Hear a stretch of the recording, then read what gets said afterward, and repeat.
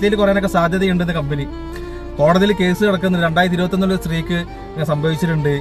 എന്താണെങ്കിലും അന്നേ നമ്മൾ പറഞ്ഞു നിങ്ങളോട്, ഗോമൂത്രം കുടിച്ചോളൂ വയറ് നിറച്ചിട്ട്, ചാണകം തിന്നോളൂ എന്ന് ഒരു അറ്റ പട്ടിയും പറഞ്ഞു കേട്ടില്ല. കോടിക്കണക്കിന് ഈ രാജ്യത്തെ യുവാക്കളെയും മനുഷ്യന്മാരെയാണ് വിലക്ക് കൊടുത്തിട്ടുള്ളത്. ആരാണ് സമാധാനം പറയാ? നമ്മളെ ജീവനും സ്വത്തിനും കാവൽ നിൽക്കേണ്ട ഭരണകൂടങ്ങളാണ് മനുഷ്യന്മാരെ പട്ടിനെ പോലെ പരീക്ഷണ വസ്തുവാക്കി മാറ്റിയത്. രാഷ്ട്രീയക്കാർക്ക് എന്നും കഴുതകളാണ് മനുഷ്യന്മാർ അല്ലേ?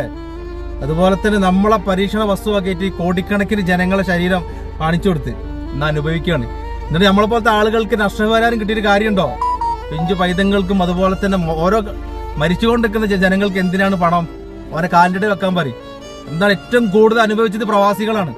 വിമാനത്തിൽ കയറ്റാനും സ്വന്തം രാജ്യത്ത് വരാനും എയർപോർട്ടിൽ ഇറങ്ങാനും നാട്ടിലേക്ക് വരണ്ട എന്ന് പറഞ്ഞിട്ടുള്ള തെമ്മാടി കൂട്ടങ്ങളാണുള്ളത്.